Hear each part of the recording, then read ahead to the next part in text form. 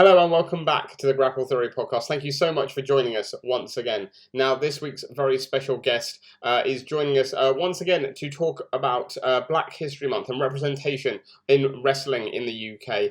We'll be talking about that plus loads more. He's a former RevPro Cruiserweight Champion, really made the belt one of the top belts in the country, not just in the company. We'll be talking a lot about his time at RevPro, including his iconic match now with Will Ospreay. I'm sure you know who I'm talking about now already.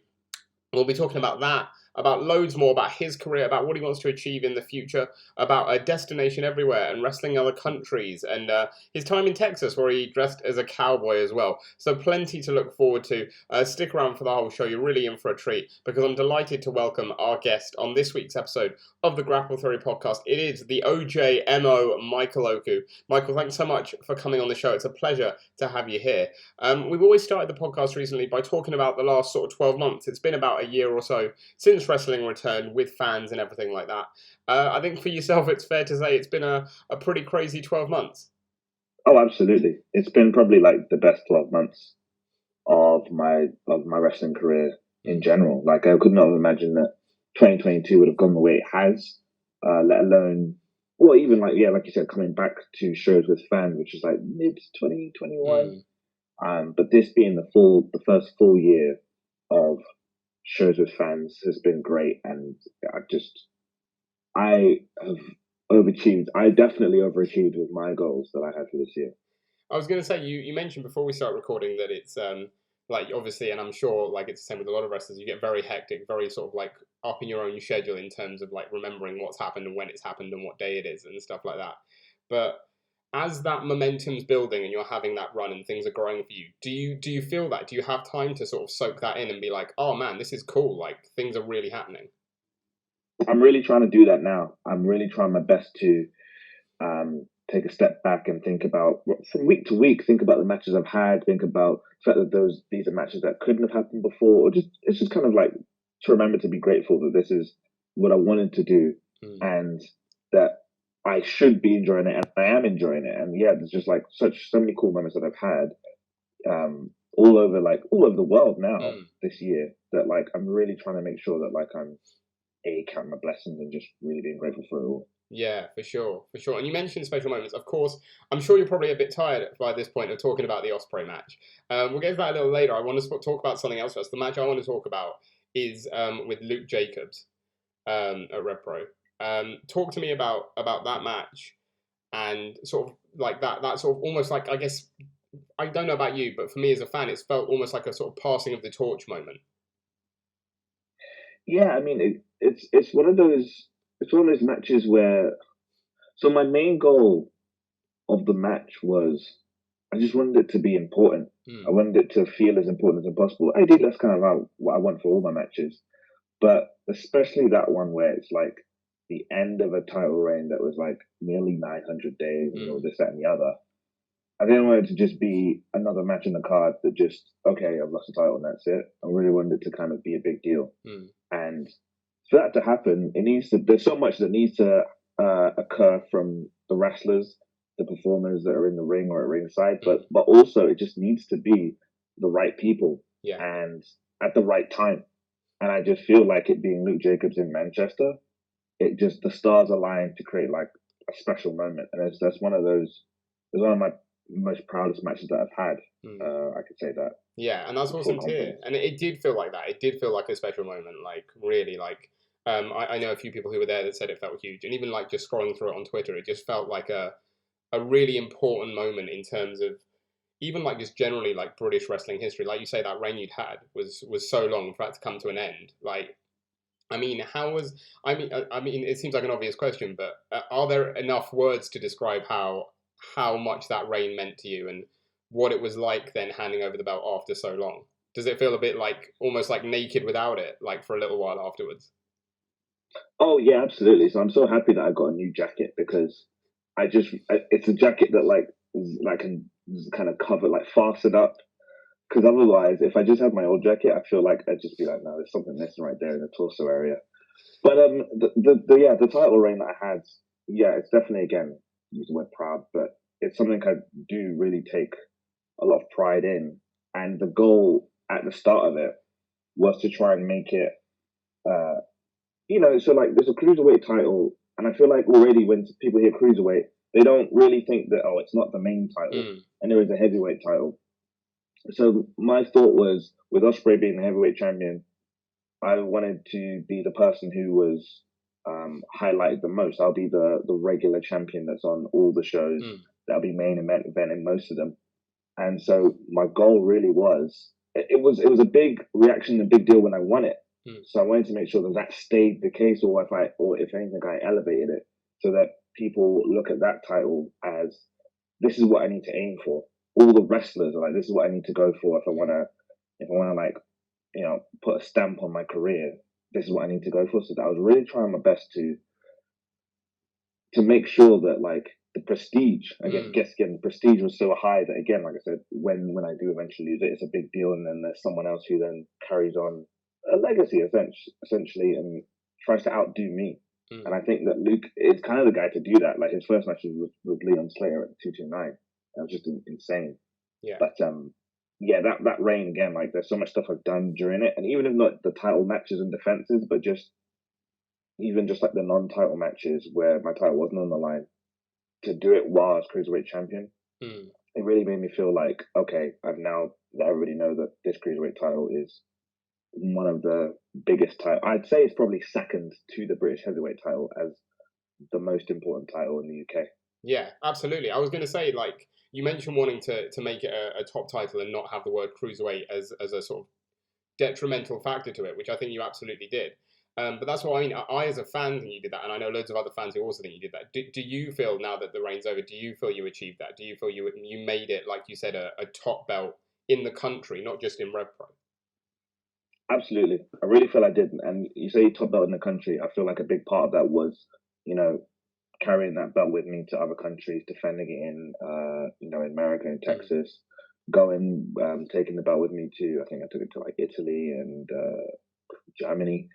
Just having the RevPro big logo on my shoulder, around my waist, doing interviews, and I kind of made it a thing. Like, I made sure, like, when I was doing interviews, that I'd be introduced as the champion. I felt like I was an ambassador for the promotion, and that's kind of that thing that you associate with the top guy or the number one guy in the promotion. I was just like, I'm just gonna make that be me as much as possible. And so, yeah, I think that, like, from here on in, people will remember the cruiserweight title as, oh yeah, this is one of the big titles to aim for, and it's one of the big titles to get. Again, like you said, it's like a stigma, kind of, essentially, through loads of wrestling before and decades of wrestling, where, like, the cruiserweight title is just a belt that's over there somewhere in the card on the show sometimes. But I really wanted it to be that, like, it's not even like a stepping stone. It's like, that is the pinnacle. If you win that, then you're on the top. There's nothing else that you need to reach for. It's just, you're the champ, and in a sense, there's nothing above that. Yeah, and it must have been cool, like you mentioned before, it must have been cool passing over to someone like Luke, who's so young but so, like, hungry and so good in the ring, but also, like yourself, has had such a great year as well.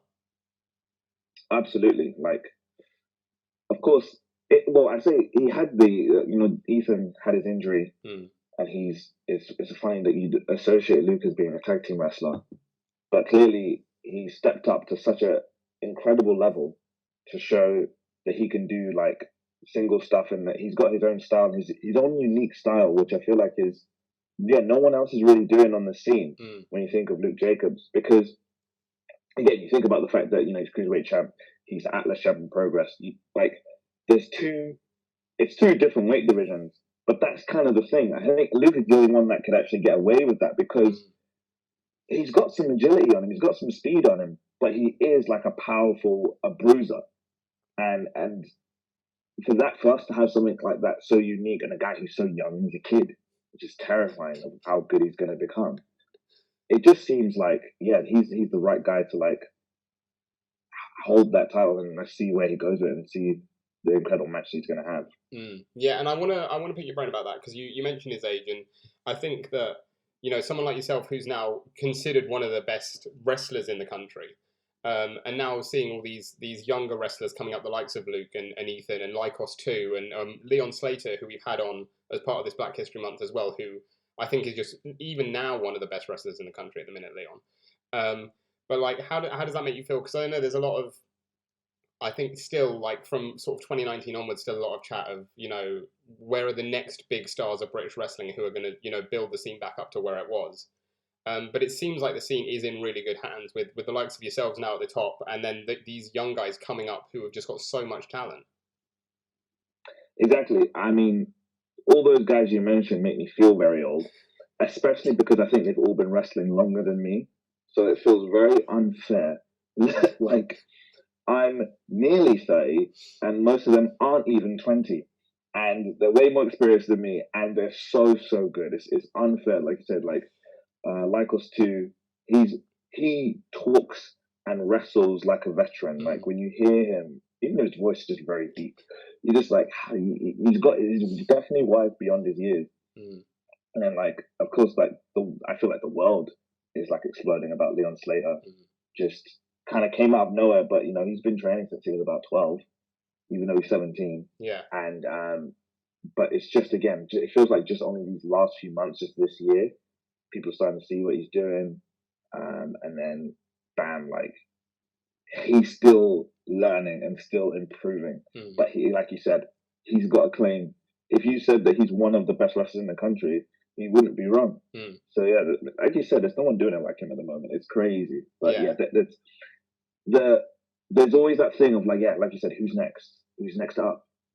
And I feel like as we're coming to the end of 2022, we are seeing that, oh no, there is like a good, like a roster essentially across the country of like top guys, middle guys, people on the come up who are ready to like get crowds and get fans excited again for British wrestling. Talk to me again. We'll go back to RevPro and your title reign as well. In terms of, I think gratification in wrestling is something that we've talked to a lot of people about on this show. In terms of the fact, especially people who do other sports as well, like Roy Johnson, who does his like bodybuilding and weightlifting and stuff like that. In terms of how it's a very different type of gratification winning those sort of tournaments to say being in a wrestling ring, because then it's someone else who's deciding how good you are essentially, based on where you are in the card. So at RevPro, for Andy to have put that faith in you for so long, to carry that belt, to make it rise to, again, like we said, make it one of the top belts in the country, that must be a really nice feeling to have him putting, like I said, that faith behind you to be the person to do that. It absolutely is. I feel like a lot of the times Andy has had more faith in me than I've had in myself. But it's slowly helped me build confidence in myself as a wrestler. There's been, even from 2019, there's been like matches that he's put me forward for. This is what I want you to do. This is what I think you would be good for. Where I'm like, I don't actually believe I'm ready. And I actually outright told him that I don't. Even and to this day, there's like a running joke with a lot of the wrestlers backstage when I'm the main event, because they know that I never want to be the main event. But so there's always like a little smile on their face being like, yeah, don't worry, Andy trusts you to be a main event. I'm like, well, I don't trust myself to be a main event. So, oh, why are you doing this to me all the time? But like, but that's it. Like, he throws me into the deep end. And again, it's not for everyone, but in this instance, like I've swum most, if not every time that he's put me in those positions where I'm like, I don't know if I can do this. There's loads of examples even this year. Of course, like there was the York Hall match with Suzuki, but that was my second match of the night. I wasn't like in full belief in myself, and I was like a nervous wreck. But he believed I was the right person for it, and then at the end of it, I felt really good about it, and I thought, okay, I guess I can do this now. I have to be a bit more, have a bit more belief in myself, so that way I could be a little less like nervous about the whole occasion. Yeah, for sure. And that's crazy, like, again, as a fan, to hear you say that, because like you come out to the ring and there's so much confidence there, and you'd never think that like after so long carrying the belt and like essentially being like one of the top guys in the promotion, that you still get those like jitters of like, can I be the top guy? Oh yeah, it's all a lie. I'm not. I'm just pretending to be confident. No, it's the thing is, there's always new challenges that come that get that, you know, that I'm faced with. If it was like I'm just in the same kind of role this whole time, like, even though again I was the champion for like 2 years, there were still different things that were like being put in front of me. Like, okay, so can you do double duty? Wrestling the Aussies for the first time, and when I regard them as the best team in the world, there's always that nerve in my head of like, I'm going to wrestle who I think is the best team in the world, but it's going to be the second time I'm wrestling that night. There's all these like new challenges that are put in front of me that like, yeah, if it was just, oh, here's some matches, here's some wrestlers that, you know, are probably on the same level as you, but then when I'm wrestling people who are, you know, I either have learned from, I watched before I started wrestling, are in their 50s and are legends, there's all these new things that keep coming my way in terms of challenges that like, the nerves get to me. The nerves get to me, but it's the aim, and it's the task of trying to conceal it as best I can. And that's it. Like sometimes I really feel like I'm using like the fans. I see the fans' belief in me while they're at the shows, and I feel like that actually helps me stay confident and get me through it. I was going to say, how do you do that? Because again, as part of this month, we spoke to Warren Banks, and he was talking about his match with John Morrison at BritWres. And like how that was a sort of like pinch yourself moment for him, but like he was really struggling to like keep it together in the ring in terms of character wise, like because he's like, holy shit, that's John Morrison. Like, how do you do that in terms of when you're again, like you said, up against like someone like Suzuki, and like you're like, what the fuck is happening here? But like, how do you keep yourself together, like in character in the ring in that moment? And so if you use that example, the Suzuki example, it's one of those things where, especially in RevPro, I can't really say, well, this is my character, this is what I switch on. I kind of let my emotions, my legitimate emotions, show in the ring. So I kind of let that moment happen where I'm actually in the ring and I'm like having that realization I'm actually in the ring with Suzuki. I kind of, especially in RevPro, but I try and do it in other promotions too. I let those real emotions I just let them out, and I feel like that's what helps me as a wrestler as well. So again, there's all these times where like it's a big match and it's a big thing, but then I always ask myself, as a wrestler, if I always ask myself what's the reality of the situation, I try and do that when I record promos and before matches when I'm thinking of what I'm going to do. If I stay in the reality of the situation, I feel like I perform my best. So really, like, if there's nerves, if it comes out, I just tell myself it's fine. If I'm visibly nervous, that's fine, because people will be able to understand. You know what? Of course he'd be nervous at this time, you know, and of course he'd be, like, you know, angry or ready or ready to go. So actually, it's not even really trying to hide it. I feel like by showing it to people, it's actually positive. Yeah, for sure. I get that.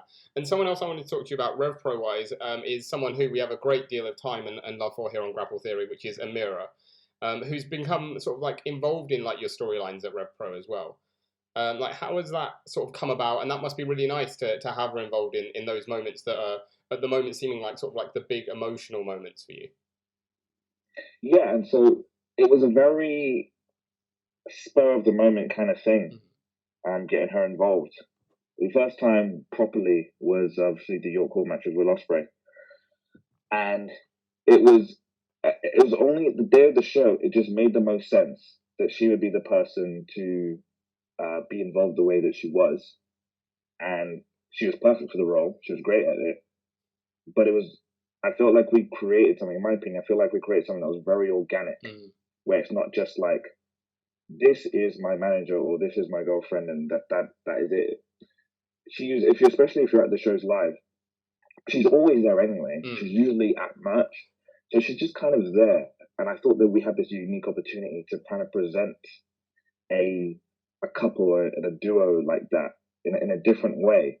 So I can't really put it in a box. Like I could possibly say, oh, it's a bit like Macho Man and Elizabeth, or it's a bit like Mark and Vicky. I can think of little things that you can find little parallels with, but I'm trying my best to try, and we are trying our best to try and see if we can create something that's a bit unique. And only when the time is right will she probably be right there at ringside with me, and only when the time is right will she be involved in, you know, like in an angle. on other shows to build up to, again, like you said, the big emotional stuff, because she's great at that. And there's a lot of like, there's so much. What I love about it is that there's very little planning of like, okay, feel like this, do this, do this. There's so much based on emotion of like, okay, just do what you feel is natural. And I think I'd say that 10 times out of 10 so far, it's worked. Yeah, for sure. I would say that, and like I think you built it really well the way it's going at the minute, and I look forward to seeing sort of like what's next for it. And the fact is that sort of like yourself, she went a little, like you said, like viral on social media after that confrontation with Ospreay, and we talked about how you sort of let your emotions like flow in the ring. How are you feeling in that moment when you're like that's my partner facing off against Will Ospreay, like really giving it to it?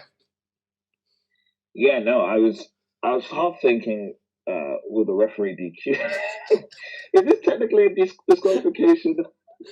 The drinks over the face and the little hits to the body. I was like, I don't know, but again, it really helps with emotion, like especially when you hear the crowd's reaction.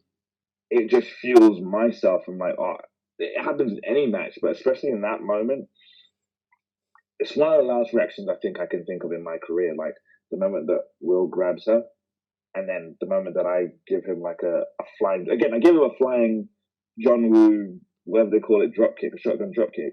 People forget that I'm doing that. I'm jumping as high as I can, and I'm falling flat on the wooden floor. But I do not feel it at all because the adrenaline of the situation is just, it's just going through me. It's just going through me. So again, like, it's because of all those emotions, because it's legitimately my girlfriend.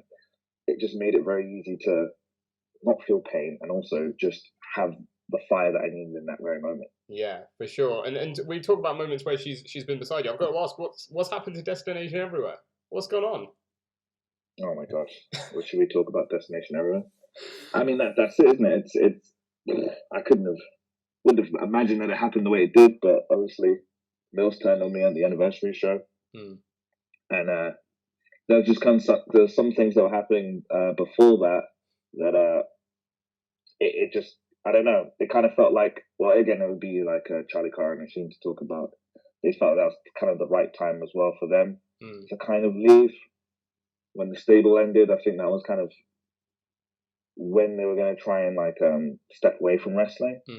And there's a lot of things as well for them. Like I think they've said it publicly, like, you know, just like the head's not in wrestling, and so it was a kind of like a real, yeah, for everybody. I can imagine just like seeing the turn happen at your call, and then it's like 2 days later, Sheen and Ash like essentially retire.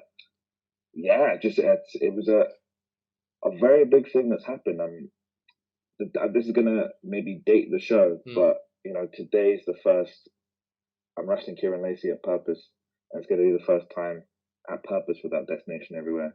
I don't know if I'm gonna talk about it or if I'm gonna explain for those who don't know exactly at the show what happened, but yeah, like, you know, I wish all of them, all three of them, the best, like in their future. And yeah, I guess I'm on my own. Yeah, I was gonna say, is that weird? Almost like with dropping the RevPro belt. Is it weird having had these guys with you for so long, and also like it seemed like Destination Everywhere was sort of thing where you all got elevated because of it. You all got elevated up the card because of this stable. So is it weird then again, like even though it's not been long, like to have that gone as well? Absolutely, it feels like I just lost everything in like such a short space of time. Which I mean, I guess is kind of being illustrated with, especially a RevPro. But again, it was such a fun faction for me to be in. It started 3 years ago. Ironically, properly, it kind of started in Will Ospreay promotion Frontline, and that was kind of just the goal, just to put us together, to like have some cool multi-man matches, and yeah, just like elevate ourselves, and then, you know, we create cool stories with the fact that like we're just more people, you can create interesting stories. So yeah, it was such a fun time to be with them, and you know, they're all friends of mine, so that's what kind of made it more enjoyable, and especially like Charlie Carr and Machine. They've been with me like since the beginning of my career. Like the first time I had like, so at Knockalocks we had like in-house shows, and that's where when it was called the Projo as well, that's when John Briley would go to those shows and see who would be using for his next shows. And my first in-house show, it was me and Big T teaming up, wrestling Oshin and Charlie Carter. I don't even think they were called the NIC at the time. I think they were called Stoked and Yoked. But that was left on the cutting room floor. That's a way better name. What are we talking about? That's incredible. Yeah, that was left on the cutting room. I didn't quite make it to the main shows, but like that tag match I had was the first time I had a match and John Briley ever saw me wrestle. I didn't even have gear, I just was wearing like training shorts. And from that he was like, this guy's ready to be on a show. And then I wrestled them a few times in my ballroom debut, which was the pre-show in like October of 2017, was against them. So I've always been aligned with them, and I thank them so much, as well as Big T. I thank them so much for the early development of my career, because they were such a big part of it. So again, wish them all the best. Yeah, absolutely. Well, we mentioned the Ospreay match earlier. You've spoken about it a lot in the past, so we won't dwell on it for too much. But something I wanted to ask you about that match was, I think again, I'm talking a lot again from a fan's perspective naturally, but as someone who's watched you for years and had you seen you put on like incredible matches before that match and before the Suzuki match even, like, were those two sort of like, and especially I guess the Ospreay one, the moments that you thought, I guess the wrestling world as a whole outside the UK sort of sat up and took notice of what you can do, and like even though you've been doing it for so long? Absolutely, the Ospreay match, that was the one where people paid the most attention to me, and obviously it went viral once the match was over. Like, there was already people talking about it, and you know, when Dave Meltzer saw at least enough tweets about it, I think enough people tweeted at him like once the show was over, that he was the one that said, where can I watch this match, or when can I watch this match? It wasn't even on VOD yet, and I was like, okay, wow, that's kind of crazy. That's happened. Where he's just like asking where he can watch it before even like talking about it. And yeah, you know, when he puts his stamp of approval on something, it gets a lot of people to pay attention, and the world definitely paid attention. And again, like I said, I've wrestled like since that match in America a couple times, in all these different countries, Austria, Germany, Italy, and every single time, without fail, a fan will talk about that match and that they've watched it. I credit a lot of bookings that I got as well, even going to America in the first place, based off that match. So, I'm absolutely sure that was the one that really catapulted me into, like, again, I wouldn't say like just the worldwide recognition that people actually know who I am. Again, and it's wild that that's going to be the first time a lot of people have seen me wrestle. That match. Now it's kind of like there's that pressure of like, okay, well, now if you want to watch me further, I've got to kind of keep up that standard. So there's that. No matter where I wrestle, who I wrestle, I now have this real high standard to uphold, because I don't want at any point anybody to say like, oh yeah, well, I saw him wrestle Will Ospreay, but it was only good because, you know, he was wrestling Will Ospreay. Yeah. Now I have to prove that, like, no, I'm good. I'm good too, I promise. Well, that's the thing. That's the thing. Like that's the other, like, the follow up I was going to ask, and I hope this comes across the way I want it to.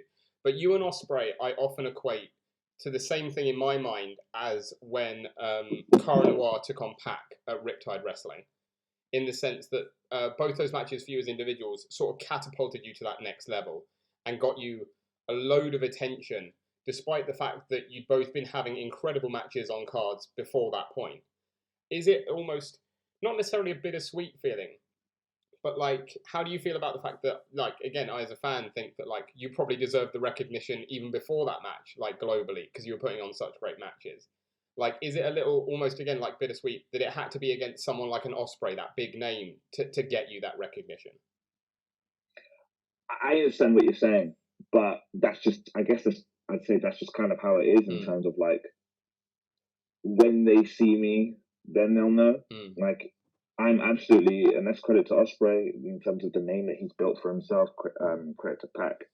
Again, I'd even argue that, like, so obviously that's the name. So the Ospreay match is the one that gave me like that real big like spotlight put on me. But then when I wrestled Pac for the first time in 2019, I think that was the first time people even saw me as, oh, this is a guy who can have great wrestling matches.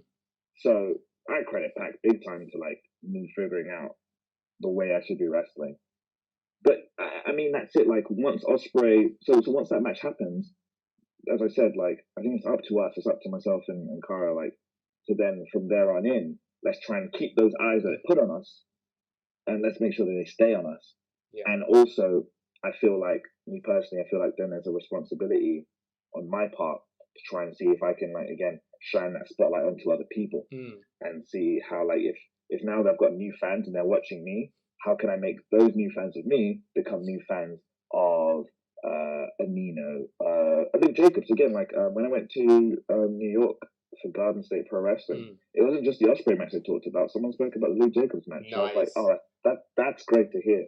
That then they're continuing to watch and they're seeing more stuff from RevPro and from the British scene. So let's have those matches against those big worldwide names, and let's hope that then those people who pay attention just to that match stick along for the ride and see all the amazing talent that we've got. No, absolutely, absolutely. No, well said. And something I want to get onto about your trip to America is something funny that we had Hyan on the show a little while ago, probably about a month ago, and she spoke to us about how you were asking for her advice on your cowboy Western getup that you were wearing, over there. And she seemed to sort of shut it down a bit. She was like, "No, that's not how people dress."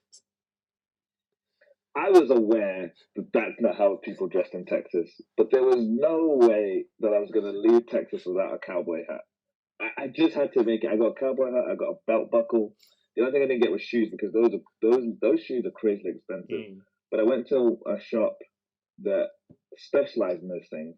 I quickly realized it was also specialized in. It was more like for people who are hunters, right? Because I was like the sunglasses. I was looking. I was like, "What's some cool sunglasses?" It looked like these are nice hunting range specialized sunglasses. I was like, "Oh, this is." I am in America. I must remember. But yeah, I was adamant to try and have the best time possible on like especially on the days off that I had while I was there in Dallas. And so again, Hyan and Stephen Wolf looked real like they took real good care of me, like in terms of like showing me around when I had a free day and either coming to the shows that I'm on and then I was going to the shows that they were on. So they really made that experience really worthwhile for me. And they were there when I met Ric Flair. I mean, and William Regal. Yeah. It's just Dallas. There was one day of Dallas, which is probably one of the. I probably had better matches, but if I was to say like a banner moment in my wrestling career, it was the day that I defended the cruiserweight title against Rich Swann, and then right after that, that's when I met Ric Flair. And then after I'm literally walking out of the room after being like, I can't believe I met Ric Flair. Then I'm seeing this very tall figure in a suit kind of walking towards me, but just like off the side. I was like, that's William Regal. And in my head, I'm thinking, okay, I'm gonna speak with a really British accent. So he just like, maybe he paid attention to me. He's like, oh, someone from the UK. And just so I'm about to say hi, he's already doing like his little head tilt and like doing that with his flag in his finger. And I was like, oh my God. And he's like, you? I was like, hi, Mr. Regal. My name is Michael Oker. I'm from the UK. Like, yes. I've watched your match. Guess what? Against Will Ospreay. And yeah, then I got to have like a nice little talk. And then I went to night one of Mania to watch Stone Cold live and watch Cody Rhodes return. I was like, this is the best day. Yeah, I mean, in terms of as a day, that doesn't get much better. And I imagine that's another sort of like pinch yourself moment for you because like you're like, no, you're William Regal. I recognize you. You're not meant to recognize me because you're the legend. Absolutely, like that's again. It's so hard to not talk about that match, but to this day I'm surprised by the people who have seen it. There's like more than fans, like the wrestlers, the commentators, the promoters who have seen that match and therefore are aware of who I am. It's incredible. Yeah, awesome. And I mean, like, it's just great to see you getting those moments. It's really like, again, as someone who's followed you for like a while, it's really great to see you getting those opportunities now. Thank you, and more opportunities. Let's hope that more opportunities come through. Yeah, well, we're going to talk about sort of like what's to come for you in a little bit. But like we mentioned at the start, you're here for Black History Month in the UK.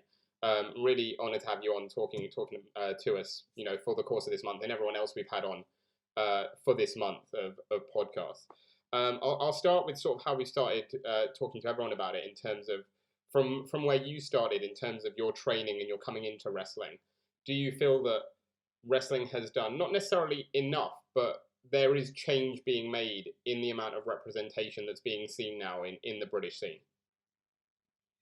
Absolutely. I feel like there's a very diverse range of performers that you're seeing on every show. And there's always there's so many different views, and I think that's the thing about it. It's such a complex subject that different black people, different people of color will have different views on this. Mm. For me, I think that the scene right now is very diverse and is very.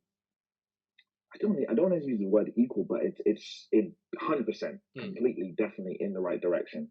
Again, the fact that um there is an everything pattern show, and then but then a show that I'm on the day before that is Wrestling Kanji, and we're in the main event, and we're two, people of color, main event in the show, but we're also known as two of the best in the scene. I think that's a testament to how diverse things are. Yeah, and you see it across like all the big promotions too. Again, like where I've been in RevPro, the fact that the promoter of RevPro is black is something that people can't ignore or shy on. It's like a real big thing. And then like 0121 are like pretty big anywhere they go. Pretty much like all over the country, like they're a real big thing.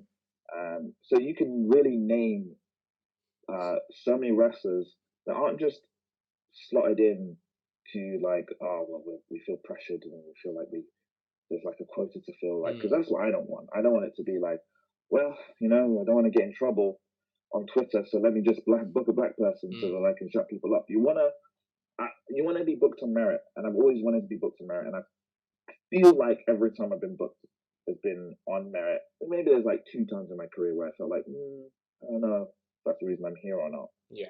But that's kind of the key in terms of like, I feel like we are in a real good place in terms of diversity in the scene. Yeah, absolutely. And you look at some of the names, like you mentioned a few there, and like the ones that I point out, like we mentioned earlier, like Leon, like Doris as well, like Dan Maloney, and again, like yourself and Warren Banks, and these are your people that are at the top because you deserve to be at the top because you're fucking great at what you do, right? It's nothing to do with like color or anything. You're just there because you deserve to be there. But something we talked to everyone about at the minute is that, like you said, I think like in terms of the bookings and where people are on cards, it seems a lot more equal. But the one place it still doesn't seem as equal, and it goes with I guess with male and female as well as color, it seems to be on posters. Like it seems that posters is like the last thing that sort of needs to catch up still in terms of who's represented on match posters. How do you feel about that? See, again, that's the thing that I do see a lot of people talking about online on Twitter and stuff like that. Again, the people who should be on the posters should be the big names. Those are the names that are going to bring people in. I also do understand that if you do see, like, if you're just seeing a random poster on a shop window, see someone that's black, you're like, woo, there's a black person. Or if you see a woman, you say, woo, there's a woman. But then that's the thing. I know for a fact that promoters sometimes, that so many promoters, again, do that for just like, there's 2 ways to think about it. You can think about it as like, it's just good. It would be good business if you just like say, well, let me make sure that they know there's women on the show and there's people that come on the show, because then if there's people who want to see people like them on the show, they'll be like, oh, okay, then I'll go to that. So even if you just look at it from a pure business sense, it'd be something that makes sense. But it's going back to what I said and like what we were talking about just there about like black people being booked in prominent positions. I think because we're seeing them being booked in positions and a lot of them are being the top guys, you're now starting to see them on those posters. Yeah. So it's kind of like it's kind of a chicken and an egg thing of like, well, that's the reason now that you're starting to see them more on posters, because, well, they're the guys they're the stars that are going to be on the show that if you go to that show, you'll see. So yeah, it's a twofold thing. I don't want to always like, I don't want it to be like, you're in trouble if you don't have any diversity in your poster. But it should be a thing of like, all right, are we using the best people? Because my whole thing is, my belief is that if you just look to try and book the best wrestlers, you will have good white wrestlers, good black wrestlers, good men, and good women. That's kind of my belief. And if you do that, then that's what will happen. But don't try and force it. Is my kind of sure. And something else that a couple of people have mentioned in terms of starting their careers in wrestling is in terms of, I guess, first of all, a few people, I think Warren and Leon said specifically that they were like, when they first started training, they were the only blackface in their training camp, like in wherever they were training. And Leon, obviously, he's mixed, so he had a different view on it to Warren. But was it the same for you? And like, if so, like, how does it feel if that is the case? Like, does it feel a little out of place or like weird not seeing anyone else who sort of like you can identify with in that environment? So yeah, I mean, there weren't many black people when I started training, and the reason that was weird for me, and it's something that I think people need to consider, is because it's in London, and I've lived in London all my life, and that's probably one of the most diverse cities in the world, probably. So being used to seeing like all different, shapes and sizes, all different like races, and then going to a training environment where it wasn't that diverse was kind of surprising. And then again, that's us to ask, okay, why is that the case? Why is it the case that these training schools aren't inviting, or they don't look inviting to people, especially when like, is it because wrestling isn't that inviting to people of color or to women? Or do we just need to do a better job of illustrating that? To this day, someone that I spoke to in Mayfair or something like that, and to this day, if you're not a wrestling fan, I'm speaking to a woman. This is a woman that said this. They didn't know that women wrestle. Whoa. Okay. They didn't know that. Like, and so when I spoke about women wrestling, they thought that it was like, oh, you mean like mud wrestling? Like, no, just wrestling you see on TV. Women do it the same way too. Yeah. So it's kind of a thing where like, I think our goal is what we need to try and do is see if we can find a way, in a mainstream sense, to just let people know that, hey, anyone can wrestle. And I think if we let people know that, hey, just literally anyone can wrestle. It's anybody of any, again, like I said, any shape, any race, any gender can wrestle. Then we'll start to see it at a grassroots level in the training schools. And then if you start to see it in the grassroots level of training schools, that's the people that you start to see on shows. Again, like if the training schools aren't diverse, those are people that can only be on the shows. So naturally, the shows won't be as diverse. So I guess it's kind of a thing of like letting people know, hey, if you want to be on a training school, then this is the place to be. And it sounds like I'm doing a plug. I promise I'm not.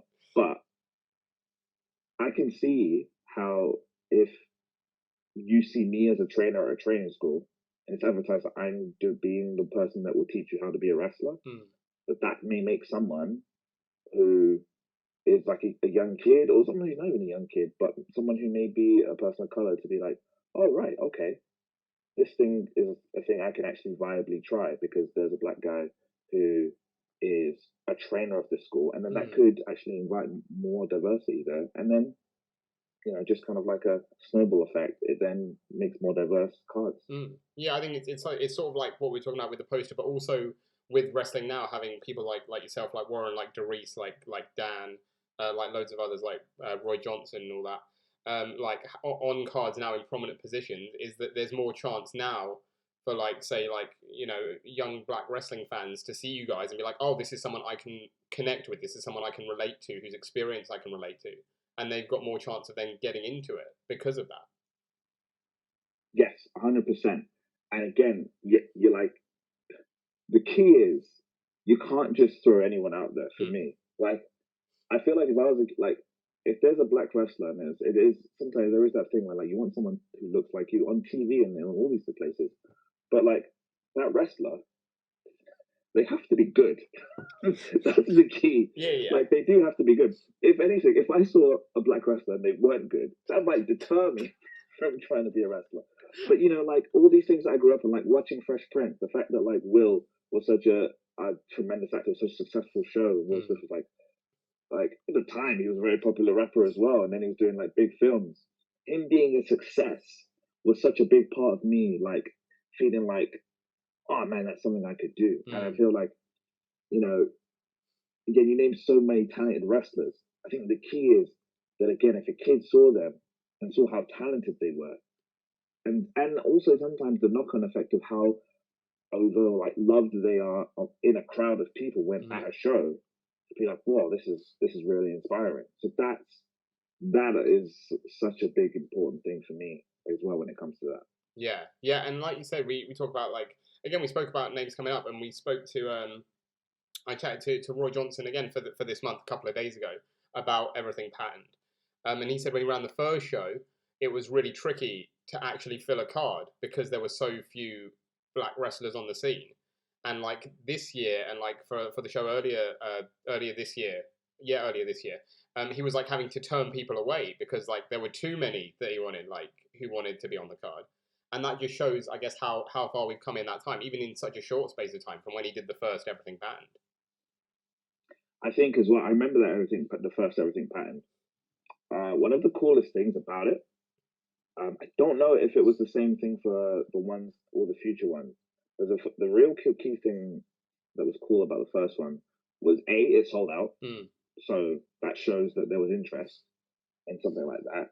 And B, all the matches, I'm pretty sure, were they were scheduled to be like first time ever singles matches. I think, I was supposed to be wrestling Roy, but then I had an injury. So he ended up wrestling Rampage Brown. Right. I think he'd wrestled in the past. But every other match was a first time ever match, which, again, I think it says a lot about how, like, a lot of it was like North versus South, as in like there was like just sometimes like there's just some loads of Northern wrestlers that haven't wrestled Southern wrestlers, but it just kind of says like, hey, these are matches that you can put on, and it then makes you question, well then why haven't they been put on before? Is it because it's just logistics wise, or is it because some promotions just like think, okay, I need to make sure I've got a black wrestler on. I've got one, good, done. These are the things that it does kind of make you wonder and kind of make you ask about. But again, like it's a great thing where like as time has passed and there's been more of those shows that like it's just like, again, you could take your pick of who you want on the show. You have to actually make decisions and again turn people away or say, oh, I've got a card. It's easy to get a card, and it's just like you get to shuffle around what you think will be the best show possible. So yeah, it's a very positive thing, and it's not just random wrestlers as well. All the wrestlers that are being used are ones that again people know. So it's people that have got a following, which I think is the real coolest thing about it. Absolutely, and I think it bodes well for the future as well in terms of representation. That the amount of talent is growing, like and so there's more opportunities for people. And so you're only going to, hopefully, as long as people are booking it right, you're only going to improve that amount of representation on cards across the country. Absolutely. Again, I completely agree. Like, I think things are only going to improve. And I've always just like, if someone said, is there a diversity issue? I would have said there is if there are talented wrestlers who are of color, who are clearly better than say their white counterparts that are not being put in the position that they are. I'd also say that there'd be an issue, which it kind of did happen here and there, but not that much, where like this would be the real issue as well, where if you want to get booked, you've got to be a stereotype. Like if there's like some kind of like I don't know, like I'm not even like trying to insult anyone, but if there's like a voodoo stereotype or they want you to act a certain way, like again, I know friends of mine who like they only got booked because if they're like look Arab, they of course you can already figure out what kind of gimmick they have to portray. Yeah. And so like that's where there's a diversity issue. If they look at you and they think, oh well, you got to do this, otherwise what's the point in booking you? And they don't just think, well, book me because I'm a good wrestler. Then that's where I say there's an issue that needs to be completely stamped out. But I feel like that's near enough gone. Especially, I mean, like there's no like major promotion that's booking like that, and I'm just like I feel just so happy to be like surrounded by just such talented wrestlers that just get to be for the most part themselves and just get to wrestle. No, brilliantly said, and I really appreciate you being so open about it. And again, on a tangent in terms of not to do with representation, but something you mentioned there about the first everything patterned, which I've brought up a couple of times that I want to see happen at some point, is like an ultimate showdown North versus South British wrestling card. Because there does seem to be a divide in the country of North versus South, and there's so many great matches that could be had if you just cross that border.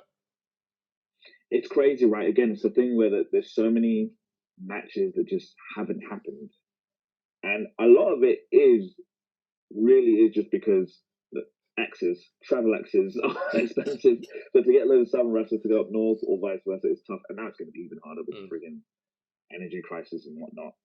So, but yeah, there are so many. You can make a card if someone's trying to make a card of first time ever matches of like northern wrestlers and southern wrestlers.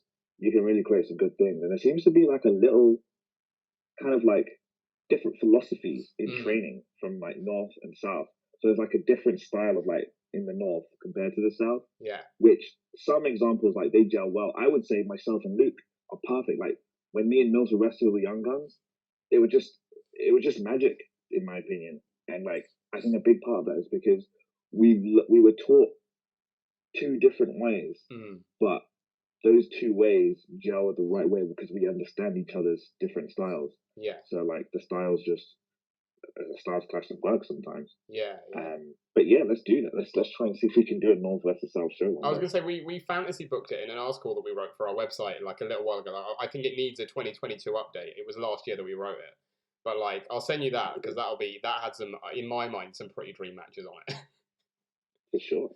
But well, we're gonna end the show with a little sort of like a fun feature that we do here to finish, and this is called Anatomy of a Pro Wrestler. And this is more sort of like quick fire questions, and this is about you. This isn't about the OGMO in the ring. This is about you as a shoot. So I'm gonna ask you some questions, and you let me know what comes to mind. It's nothing too difficult, don't worry. It will be. You'll see. All right. Well, we'll see. But I'll let you decide that. The first one is my favorite pre-show meal. Oh, Korean fried chicken. Pre-show. Yeah, but it has to be really, really before the show. Right. I generally don't eat until after the match. But if I do that, like real pre-show, nice. If I have a choice, Korean fried chicken. Nice. Well, that makes the next one interesting then, because it's my favorite post-pinfall pig out. Oh, like McDonald's. Yeah, like a classic, a large meal from McDonald's. Yeah, that's what I think. That's a classic, isn't it? I think most wrestlers say that because it's the only thing that's open after a show. That's it, exactly. That's the only thing we go to a services is McDonald's open. I always try and make sure that whatever I get has large fries. I get something that has like beef and something that's got chicken. Yeah. So I just because I can't choose, so I just like go for both. Yeah, well, that's kind of my like, yeah. I was gonna say it's got to be that. Like, I think Warren said that to us as well. He's like, if you go to McDonald's, like after a show, it's got to be at least like a minimum like £20 order. Like, you got to be spending, like you got to be getting loads in. That's it. That's the way. Like, you just feel horrible about yourself, but at the same time, real good. Love it. The final food-based one is just your favorite type of food in general.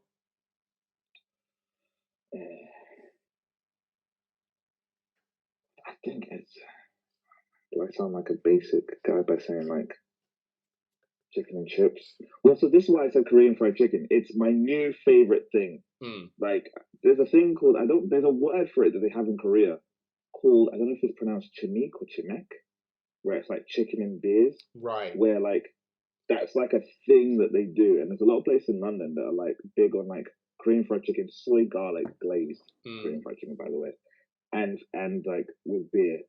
So that's quickly become like my favorite amongst a lot of my friends as well. And if we're gonna go like meet up for food, we're finding the best Korean fried chicken joint. Nice, love it. And again, like you say, in London, there's loads of places, right? Like you can take your pick. There's a place in New Malden, which I don't know if that's still London or it's like on the outskirts, like southwest. There is like, it's basically like got a huge Korean contingency where like there's so many Korean fried chicken shops. There's bars, there's karaoke places. Ooh. amazing, and I recommend people go there. It's great. I might have to head over there. I'm going to take you up on that. I'm going to have a look. I'm going to look when we're done here. I'm going to look that up. I'm going to look that area up and how to get there. Please do, yeah. Awesome. The next one is the song that gets me the most hyped.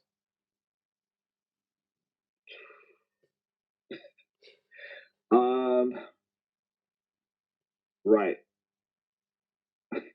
I'm trying not to say my entrance music, so that's what I'm trying to think. No, you can say that. It's my entrance music. Yeah.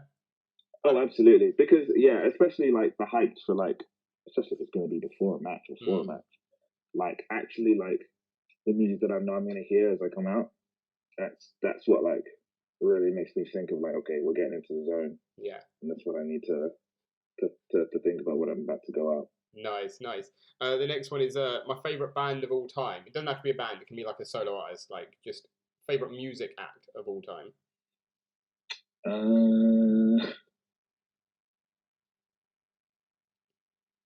gonna say a funny one and say Saliva. I do not know them. Saliva, they did Batista's theme music. They do Batista. Okay, so I know Batista's theme music. Obviously, I'm never good with like the bands that do the theme music. Oh, I'm too good with that. So because of that I'd say like yes, Saliva. They did Batista. They did one of the songs for like the first Elimination Chamber at Survivor Series 02. Oh, okay. Always.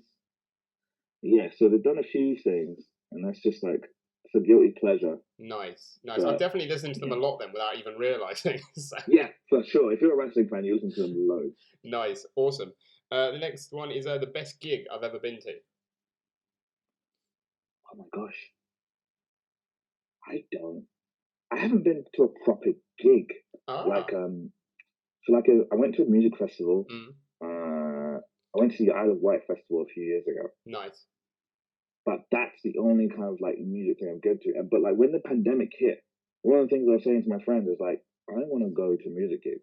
Like it's one of those things where during the pandemic, you're like, what are the things that like we can't do them now? I never got to do, and I regret not taking the opportunity on. And one of them was going to, like an actual just music gig in an arena. I've gone to a few stand-up comedy shows because I love stand-up. Nice. So I'm trying to do a little bit more of that. Nice. But what was the best comedy gig you've ever been to? The one it has to be Dave Chappelle. Yeah. It just has to be. I was growing up, I was just such a big fan of his, and I just in my head I thought of this guy from the Chappelle Show that I'd never be able to watch in person, and I was able to do it, and it was incredible. It really was incredible. Nice, love it. The next one is the movie that I chose the locker room. Speed. Nice, that's a good shout. Yeah, it's one of my. I feel like when people ask me what my favorite film is, I say The Shawshank Redemption, but in my heart, it's Speed for a simple reason: the stupid people die. Like you just have to listen to Keanu Reeves, listen to his soothing tones, listen to what he's saying, and all the people that don't just explode or like the part of the bus falls off and they die. Yeah, it's high intensity, it's high octane. It's just on a bus for the whole. It's so exciting. And you pay the price, don't you? Like you say, you pay the price if you don't listen to Keanu Reeves.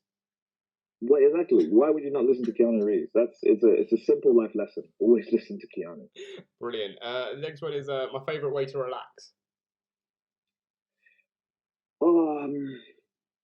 Podcasts. I do love listening to just like putting something in my ears, just kind of listening to it. That's a good coffee shop. Nice. So let's go to a coffee shop and listen to a podcast. Nice. Yeah. The Grapple Theory podcast, right? Of course. Oh, of course. Yes. Yes. So many. Yes. I probably have listened to yours. If it's ever about me, I've definitely listened to. We've had a few people talk about you very highly. So and you've got to look out for more because as part of this month as well, we've had like Leon and Warren spoke about you very highly as well. So we'll have more of that coming out. Oh, that's cool. Well, yeah, I mean, and those are two guys I love dearly. Like again, wrestled Warren for the first time just a few months ago for RCWA. That was my first match. He was injured at the time, but for it to be, it meant a lot to me that like he was like, I want to make sure this match happens, and I really thought, and it was just like such a crazy. And he's probably told you the story of the match of like how it nearly just didn't happen because the ring was broken. So he we said just that, thought, I oh, maybe think, it's just not destined to be. yeah, he said that, I can't remember if he said it was him or you, but one of you was like freaking out that like no one was going to be there, and the other one was like, nah, like, everyone's still there. They want to see this match. Yeah, that's what I kind of had to say. At one point, he was just thinking, should we just like, while they're trying to should we just go out there, just like brawl around the venue? And I was like, no, we're gonna give them a match. We're gonna give them a match. That's what we're gonna do. The ones that stay, if there's people that go, they go. But the ones that stay, they stay because they want to see this match. So we're gonna give them the match that they came to see. Yeah, I didn't get to go to it, but from what I hear from people that did go, I mean, it was worth staying for. So That's what I'm happy about. That people were satisfied with the match. I think it's free on YouTube actually now, so that's something to try and find and seek out. And then Leon Slater, that's a guy I've teamed with him. I don't think I've wrestled him. Yeah, so I haven't wrestled him in a singles. I've only teamed with him, and like, just it's a legitimate joy to just see how well he's doing. And then I didn't know, like, he only briefly spoke to me about the fact that like. It's something that makes me feel bad that we've like met loads of times. Like when I do breed wrestling, he was there at the shows, and it's kind of crazy then to think about because he would have been 14, 13 years old at those shows, like either coming down to help out because he would have still been training at that time. So just would have never known that like our paths have crossed loads of times in the past. yeah, that's crazy cool. That's crazy cool. I love that. I love that. The next question on this list is a bit of a throwback because it's my first job. It was at Maplin Electronics. Love it. Yeah, just like a sales assistant at Maplin Electronics. Yeah, I was like 15, 14 years old. And the one thing I remember about it was they had the same, I think most jobs do this, they have like the same playlist playing over the shop. And there was so much Amy Winehouse, Natasha Bedingfield, and Ellie Goulding on that playlist that those songs are like on my Spotify playlist because they're just like embedded. So I was like, I think I like them. Maybe I'm just. I don't know if I like it or if it's just I've heard it too many times. Exactly. So it's still to this day on like my Spotify playlist. Love it. The next one is my favorite animal. Whoa. What's my favorite animal? I feel like I have an answer, but this is really on the spot. Got to put you under a bit of like pressure.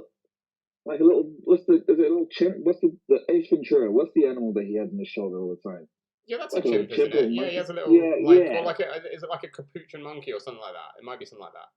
It's definitely some kind of specific name. Yeah. So when I was a kid, I was like, oh, it's a little chimp on his shoulder. Nice. That was my favorite, because it just looked like their personality. And like any animal personality. Yeah. I'm a big fan of. No, I get that. The next one gets a little deep because it's my greatest fear. My greatest fear? Probably like, you're probably going to get the same answer that you have from other wrestlers, but it's like an injury, like a real bad injury. Yeah. You just don't want it to be like something that like takes you out of the game for too long or forever.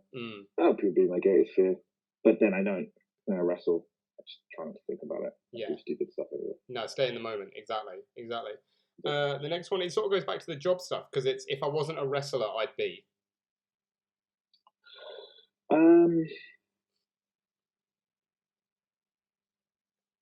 Probably like a computer scientist, engineer kind of person. Nice. You like all that stuff?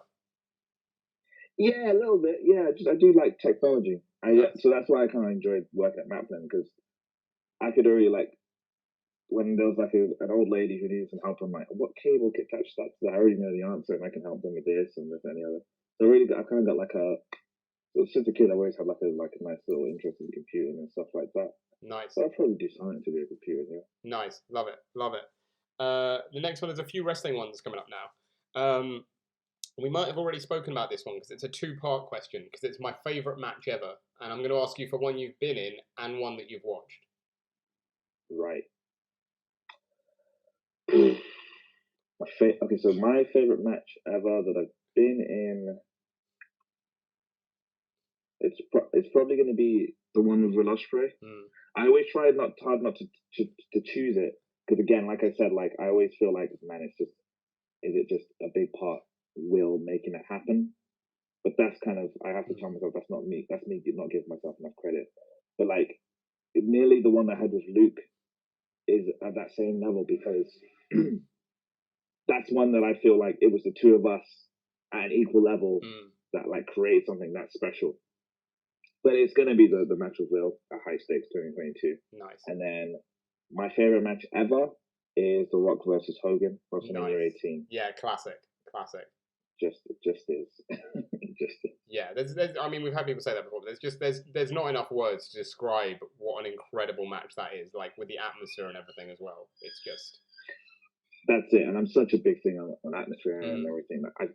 That makes matches go to that next level so much. No matter what match you name, it's definitely surrounded by an electric crowd, and that one, especially when the first time I watched it live, which would have been 3 a.m. when I was 8 years old. I just had never experienced anything like my life. Even though Mania 17 was the year before, that took it to another level for me. Yeah, for sure. When we speak about atmospheres, we speak about electric crowds. This one, I'm going to ask you for one you've seen live, not like watched on TV, because it is the loudest pop I've ever heard.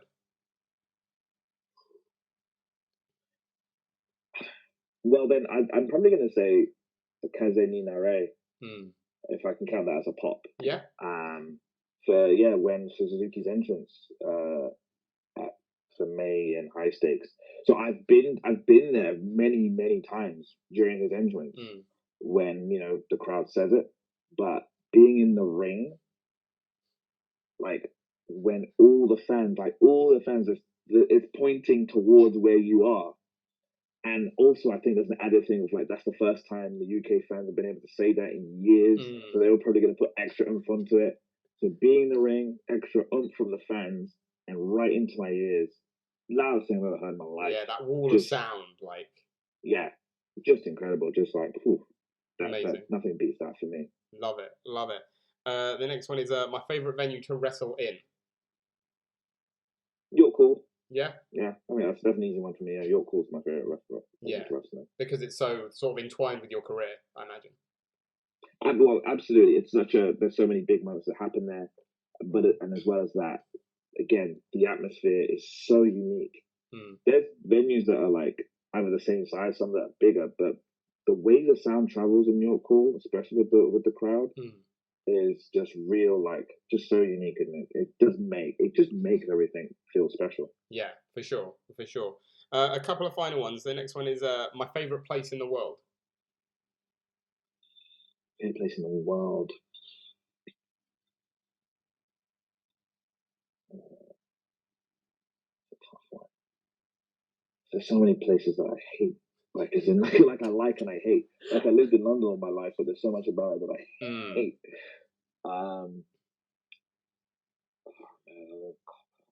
Where's a place I went to I loved? It can be as large or small as you want. Like we've had people say countries, or like Scotty Rourke famously said that his bed was his favorite place in the world. So oh my god, it can be anywhere in between that spectrum. I'm not gonna say my bed like a sick freak.